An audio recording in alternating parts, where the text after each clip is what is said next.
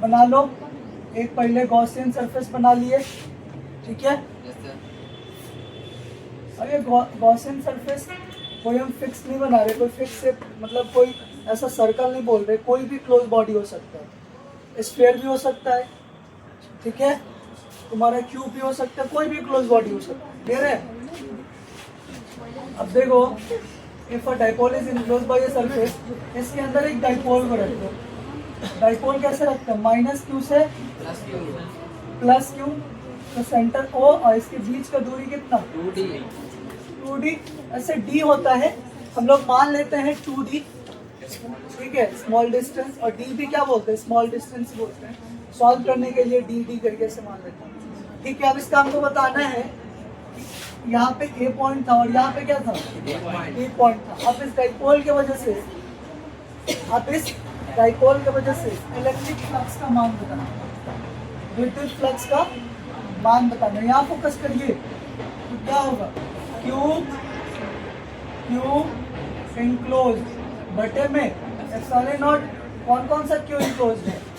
Minus Q और plus Q, दोनों का मैग्नीट्यूड क्यू ही है, बटे में एप्सिलॉन नॉट, और ये माइनस क्यू प्लस क्यू, दोनों को हल करो, कितना हो जाएगा?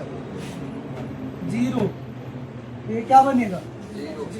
यानी ये सवाल क्या बन सकता है कि किसी डाइपोल को यदि गॉसियन सरफेस के अंदर रखते हैं तो उसका फ्लक्स का मान कितना होता है? 0 होता है। ये ऑब्जेक्टिव सवाल पूछ सकता है। ये एक क्वेश्चन और देख लेते हैं, कि मान लो ये क्लोज बॉडी है, इसके अंदर क्यू चार्ज है ए पॉइंट पे, बी पॉइंट पे माइनस क्यू चार्ज है, सी पॉइंट पे प्लस क्यू चार्ज है, डी पॉइंट पे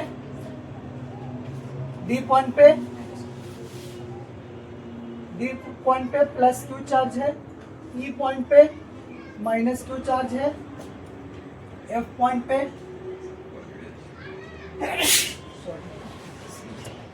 और जी पॉइंट पे माइनस क्यू चार्ज है। तो तुमको बताना है फ्लक्स का वैल्यू क्या होगा,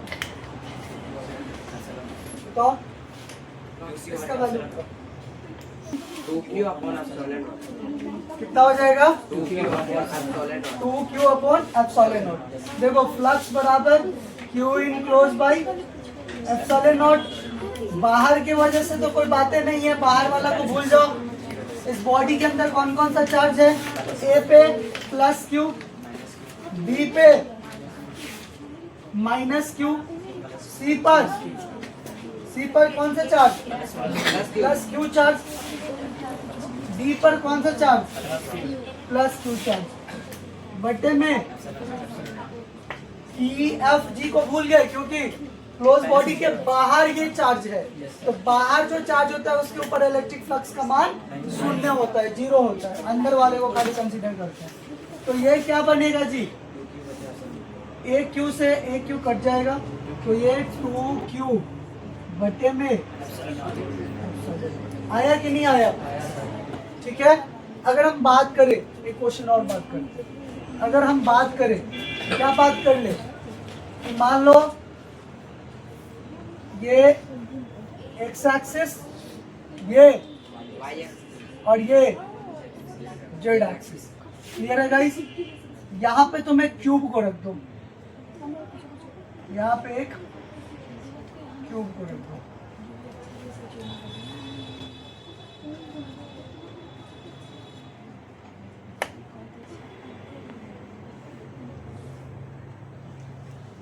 थोड़ा अच्छा बना लो।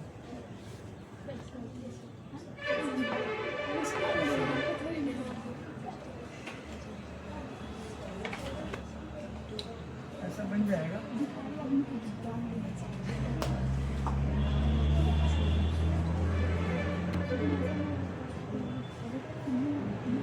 ठीक है,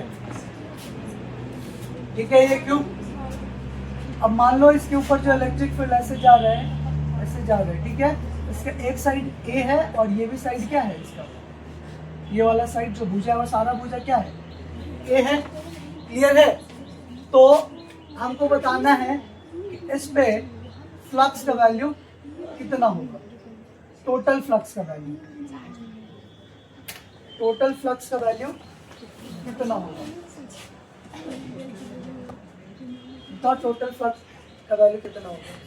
ये क्यूब है, ठीक है, और क्यूब का साइड क्या है, ए है, क्यूब का साइड क्या है, तो हमको बताना है कि इस क्यूब के वजह से जो इलेक्ट्रिक फील्ड पास किया इसके अंदर टोटल फ्लक्स क्या होगा। इलेक्ट्रिक फील्ड ऐसी है, बताओ ये क्यूब क्लोज बॉडी है, उसके अंदर टोटल फ्लक्स का मान कितना होगा, कितना होगा, जीरो होगा। अरे एकदम जीरो होगा, सीधे कॉन्फिडेंस से बोलो, अंदर में कोई नहीं है, अंदर में कोई, अगर फ्लक्स इनर का बात करता तो क्या होगा, और आउटर का बात करता तो क्या होगा, इनर में जीरो, इनर में क्या होता है, आउटर में क्या होता है, इनर में जीरो, इनर इनसाइड नहीं बात कर रहे हैं, इनर बाहर, एंट्री करते वक्त, एंट्री करते वक्त बताओ वैल्यू क्या होता है, क्यों इनसाइड और फ्लक्स इनसाइड और फ्लक्स आउटसाइड का मान कितना होता है। अरे फ्लक्स क्या होता है, ई इंटू एरिया होता है, हाँ, ई इंटू एरिया। अभी हम दोनों का मैग्नीट्यूड पूछ रहे हैं, दोनों का मैग्नीट्यूड पूछ रहे हैं, तो इनसाइड में भी क्या ले लेंगे, E dot A, E cos theta, तो निगेटिव आएगा, लेकिन हम क्या बात कर रहे हैं, इसका मैग्नीट्यूड का बात कर रहे हैं, इसका क्या बात कर रहे हैं, मैग्नीट्यूड का। तो इनसाइड करेगा, इसका एरिया, इसका सरफेस कैसा होगा, कैसा होगा, स्क्वायर शेप का होगा, वर्ग का एरिया होगा, और वर्ग का साइड दिया हुआ ए दिया हुआ है, तो ए स्क्वायर यानी ई इंटू ए स्क्वायर। अब फ्लक्स आउटसाइड ई इंटू ए स्क्वायर, क्यों भाई, ई ए क्या हो जाएगा 0 डिग्री, कॉस 0 1, तो ये पॉजिटिव ऑलरेडी है, तो इसका मैग्नीट्यूड बात कर रहे हैं, तो नेगेटिव कहाँ है, पॉजिटिव ऑलरेडी, तो पॉजिटिव का वैल्यू ई स्क्वायर, यानी फिर फाई इनसाइड और बराबर फाई आउटसाइड कितना होगा, ई ए।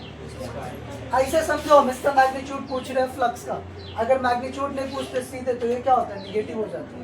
क्लियर है, हम फ्लक्स पूछ रहे हैं तो इनसाइड आउटसाइड दोनों क्या हो रहा है, बराबर। समझ गया हम मेरी बात को, नहीं समझे, ठीक है। तो ये हो गया।